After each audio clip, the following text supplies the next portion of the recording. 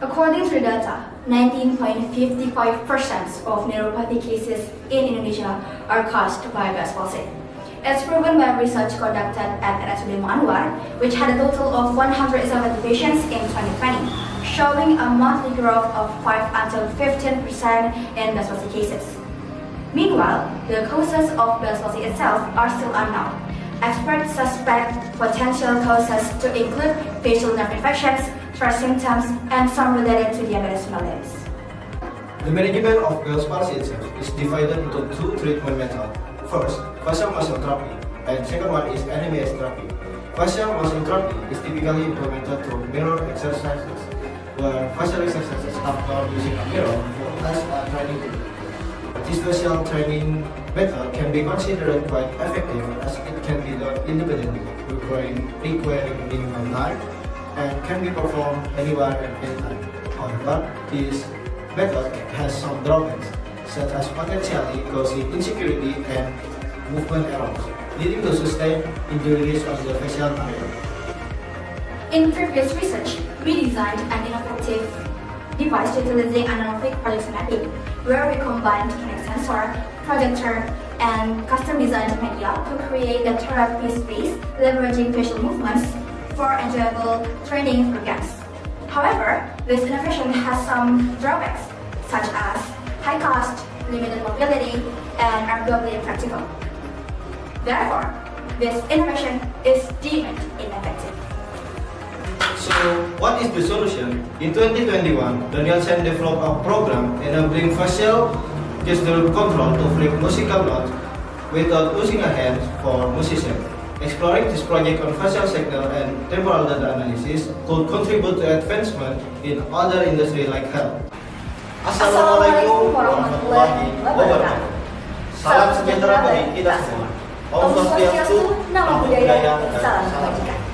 Hello everyone, I am Sabrina Ramadhani, and I'm from SMA N1 Sumeneb. And now, I am accompanied by my partner, Bilal, Ahmed, Bilfaj. And we are two young researchers from SMA Negeri 1 Sumeneb. Based on the explanation provided earlier, we designed a mobile application that allowing individuals to play games or engage in obligated activities using facial control.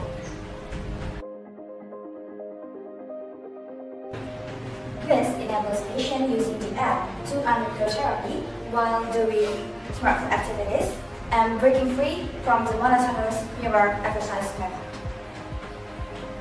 The research problem formulation basis includes understanding how the innovative program works, implementing the innovative program algorithm, and assessing the program effectiveness in the aiding Bell's palsy recovery.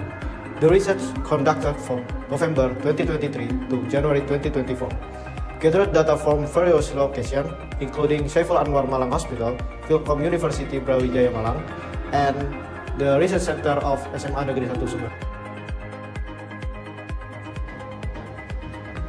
The applied research methods encompass user needs analysis, system design, program development, program testing, which includes validation, effectiveness, feasibility, and usability tests, concluding with implementation and publication as the final stage of the conducted research.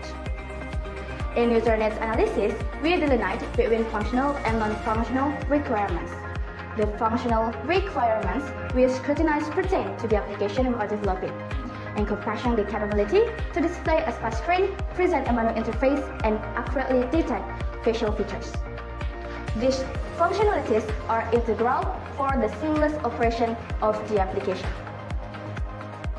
In the non-functional analysis, we list the hardware and software needs of user to ensure the application runs smoothly, enabling effective facial detection.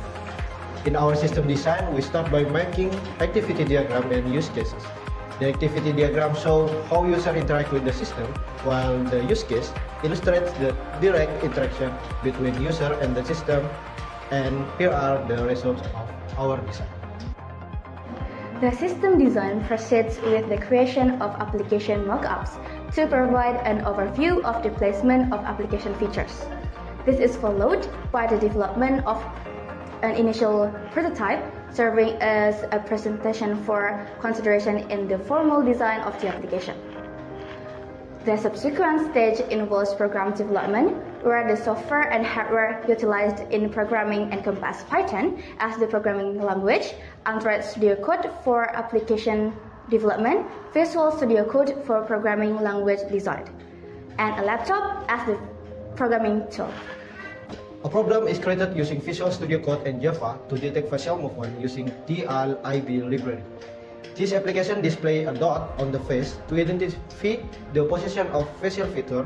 Additionally, this program development also generates code for detecting facial symmetry, which in its application yields a symmetric score for the patient face.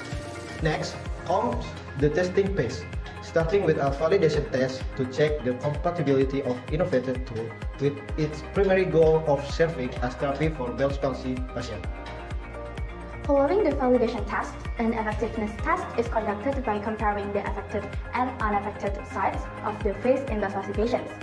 The results show a close to zero improvement in facial symmetry, confirming the effectiveness of the test.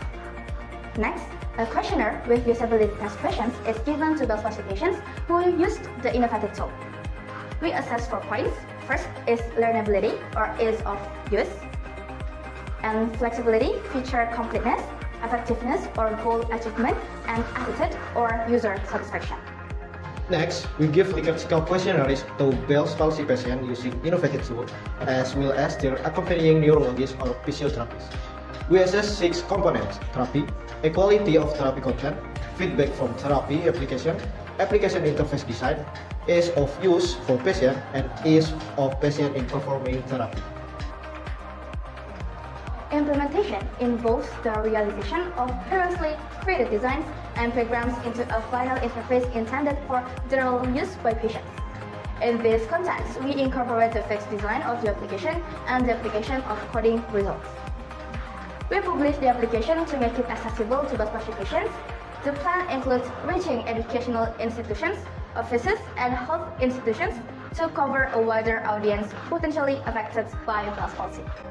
The conclusion of this study is that the application makes therapy not monotone because it can be updated flexibly, and the application can detect facial symmetry accurately with the support of AI, and the application is proven to be effective in curing Bell's palsy patients. Barack Obama once said, "Investing in science is the best way to secure our future and the future of generations to come." And what we are doing now is reflect this important investment. Thank you so much for your attention. Wassalamualaikum warahmatullahi wabarakatuh.